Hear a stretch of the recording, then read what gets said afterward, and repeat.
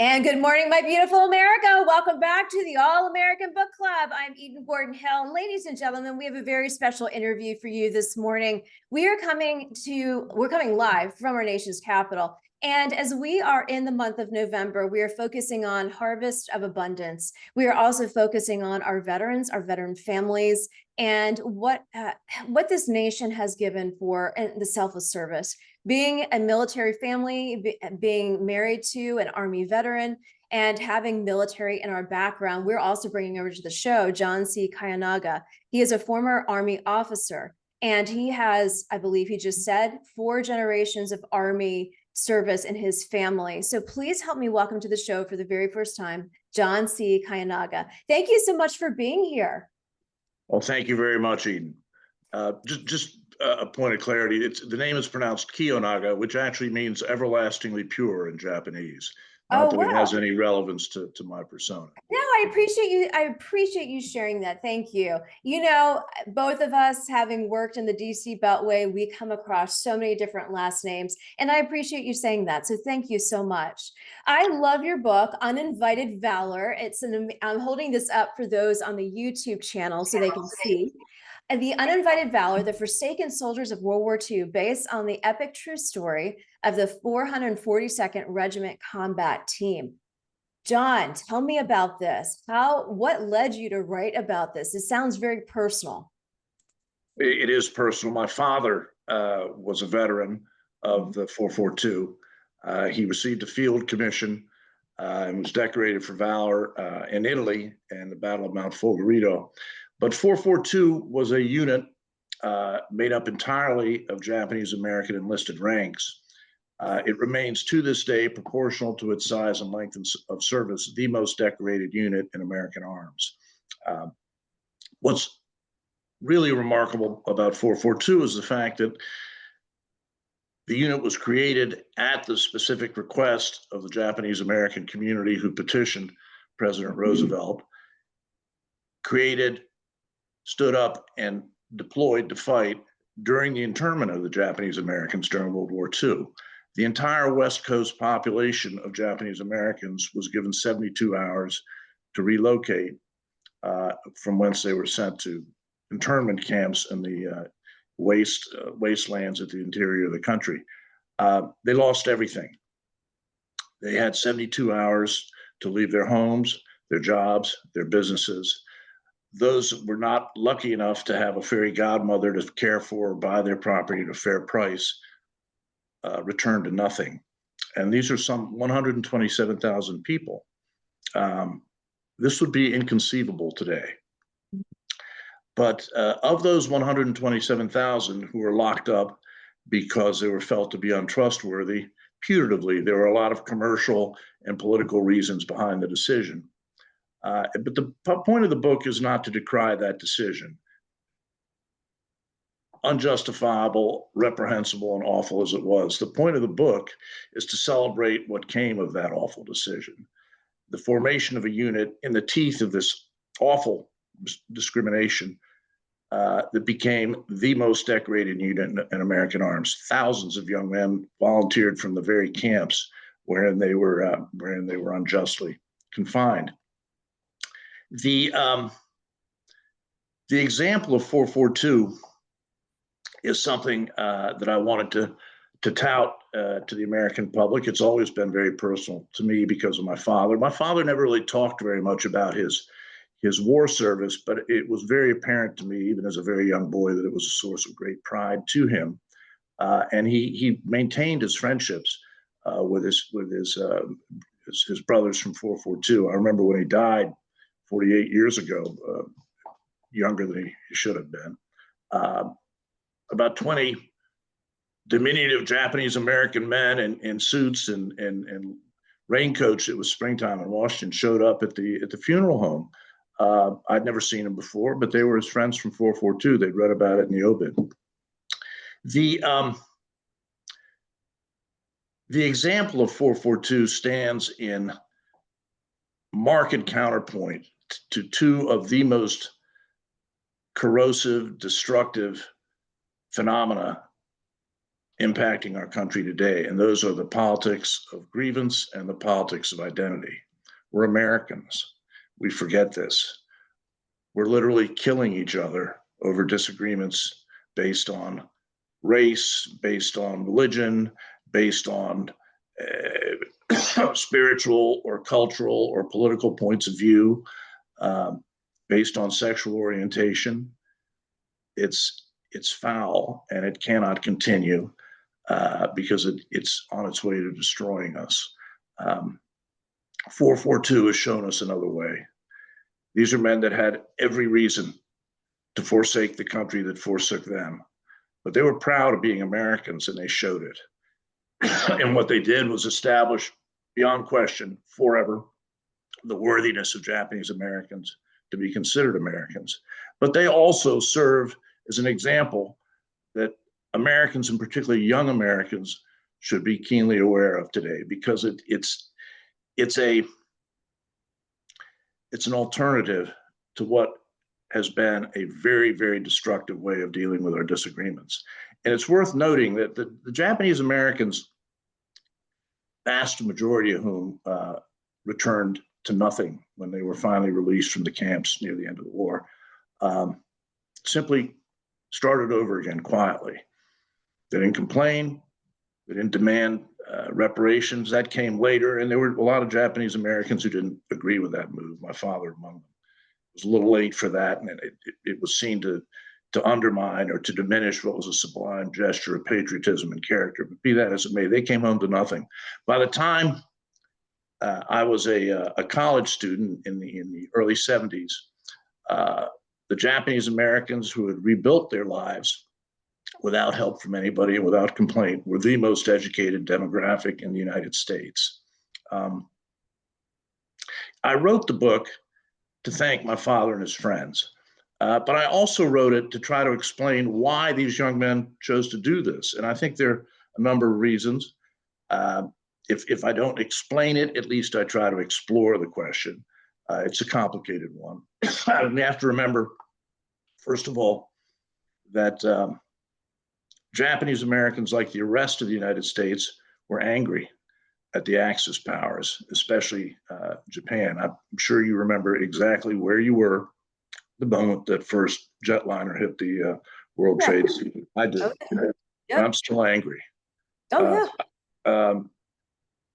All of America felt that way. My father-in-law pulled over on the Merritt Parkway in Connecticut. There wasn't a car moving. Everybody was listening to that Sunday morning broadcast. Well, Japanese Americans were no less angry than the rest of the country. Those that lived in Hawaii had their homes bombed by the Empire of Japan. So there was an anger that was felt genuinely by them. It was also a different time, and it's unfair to evaluate or to judge the conduct of people in the past based on the prism of today. We were in a war that we didn't start, and frankly, we were not sure we were going to win. And there was very little outcry against the incarceration of the Japanese Americans. But the truth is, people, understandably enough, were far more concerned about news from places like Bataan, Coral Sea. So the Japanese were an afterthought. But another reason that people probably do not understand, it's more subtle. The Japanese themselves sprang from an exclusionary society. Japan had a caste system, which was terminated by the occupation government after World War II. But the Japanese understood being excluded on the basis of their caste, their social rank. So they understood being told they didn't agree with it, they didn't like it, but they understood being told that they were not regarded as worthy participants in the American experiment. But the Japanese themselves had absolutely no question about their worthiness as Americans. The Japanese were and continue to be very, very proud people. So to a degree, and on a certain level, a lot of the Japanese Americans regarded the decision to exclude them from the West Coast and intern them as a misunderstanding, a mistake, because the rest of the country was just too damn stupid to see how worthy they really were. And that was the sort of sentiment that propelled my father and his friends to volunteer to go to war, and to go to war quite remarkably. The excuse me. The primary reason was just an overwhelming sense of patriotism. The Japanese Americans, particularly the Nisei, who were the US-born sons of first-generation immigrants, were extremely proud and grateful for the opportunity to participate in what has been and continues to be the most successful experiment in self-governance in the history of mankind. They came from a radically different system, a radically different society, and they were happy to be here. And they were happy to demonstrate with their blood their gratitude at that for that opportunity. And I'm recalled of my father's own departure when he said goodbye to his parents. My father's father, both my parents and both my paternal grandparents came to the United States early in the 20th century. And in 1942, they were still Japanese subjects. They were not allowed to become Americans, even though they'd been here for decades. So my father spoke to his father for the last time as a Japanese subject. He took the ferry from Honolulu. He'd enlisted. He took the ferry to Honolulu to Molokai, the island of Molokai, where they lived, to say goodbye. And they lived in a very simple little hut near Kamalo Pier on Molokai, which remains the least developed of the Hawaiian Islands. Just parenthetically, my grandmother, when she came to the United States as a teenager, had her first job working at the leprosarium on Molokai, on Kalaupapa, founded by Father Damien. Her first boss was Sister Mary Ann Cope. My grandmother changed the beddings, cleaned the toilets and whatnot for the lepers. Sister Mary Ann Cope is today Saint Mary Ann Cope of Molokai, canonized by the Roman Catholic Church. That was her first boss. That the goodness that befell my grandmother sadly did not translate to this particular grandson. But the fact of the matter is that was the background. So my father said goodbye to his Japanese subject parents. They walked him out to the pier. My grandfather was speaking in Japanese. He put his hand on my father's shoulder. He said, "I'm proud of you. This is your country. Excuse me, you're fighting for it. You have kintama, which is colloquial Japanese for testicles." Those were the last words my father heard from his father. His father died in 1945 when Dad was fighting in Italy. But that was a scene that played out in thousands of Nisei households as their young men went off to war. And they fought because they had something to prove and they wanted to prove it. And their campaigns were strategically very significant, very consequential. There are two main actions for which they're primarily known. The first was the rescue of the Lost Texas Battalion. This is towards the end of the war. The Allies were swept across France, and a battalion of Texas infantry had been isolated on a finger ridge in northwestern France, right up against the German border in the Vosges Mountains, and they had been surrounded by a vastly numerically superior German force, and they were being slowly attrited and eliminated. And nobody could get through to rescue them. They couldn't break out to escape, and aerial supply was virtually impossible because of the weather and because it was densely forested. It was hard to drop supplies accurately. So 442 was given the job of rescuing them. The Germans were extremely capable soldiers. They had charted their battle areas very, very carefully. They had registered the coordinates of virtually every suitable target area to cover any avenue of approach. And the troops surrounding these Texans were very experienced, very well trained and committed German troops. The campaign to rescue them was extremely bloody. The Germans had primed their artillery and their mortar rounds to explode in the treetops, so that the troops underneath were subjected not only to the metal shrapnel from the rounds, but from the wood splinters. These tree bursts were very, very deadly. They'd set up ambushes, they'd set up crossfires, enfilades all over the surrounding slopes of this particular finger ridge. 442 broke through, and I met years later one of the Texans at an event, and he couldn't maintain his composure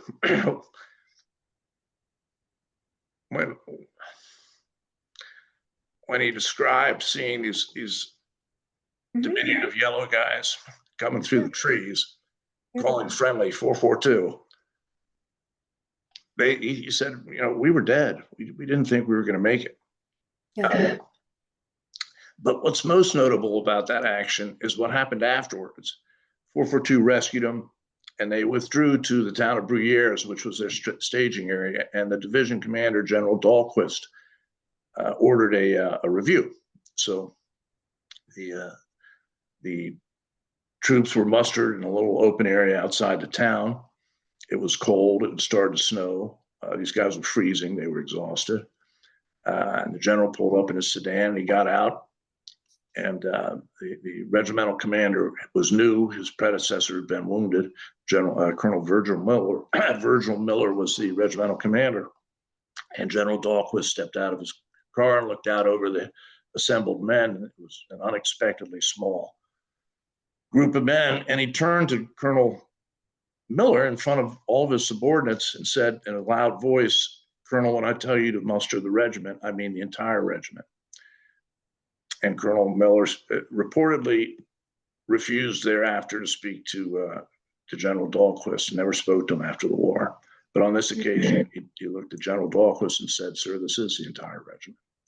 General Dahlquist didn't realize that 442 had taken about 800 casualties to rescue 200 men.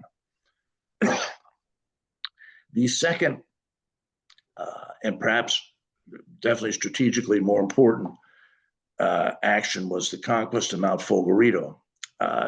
Field Marshal Kesselring had erected a string of strong points across the northern Apennines, spanning the northern portion of the Italian boot. And these were very well situated, very well built, and very well defended strong points. And the Allied armies had been trying for months to breach it was called the Gothic Line, to breach the Gothic Line. On the other side of the Gothic Line, in the Po Valley, remained the largest combat effective formation of Germans in existence. The Russians were sweeping across Eastern Europe and were in Prussia at that point. We'd breached the German border, and the Po Valley Germans were the last ones. The Mount Folgorito was the westernmost anchor on the Ligurian Sea, and the 92nd Division had been assailing it for 6 months without success. 442 mustered on just after dark in the lower slopes of the steepest, least likely avenue of approach. They ascended in darkness, in absolute silence, basically pulling from tree to tree, from root to root, holding on to each other's rucksacks with absolute noise and light discipline. One man slipped, fell 100 yards, broke his femur, and never uttered a sound. They staged just under the summit at just before dawn, at EMNT, early morning nautical twilight, that time of day when the dawn is just beginning to break and compromising visibility before the sun actually rises. At EMNT, they assaulted through the objective. They took it in 20 minutes.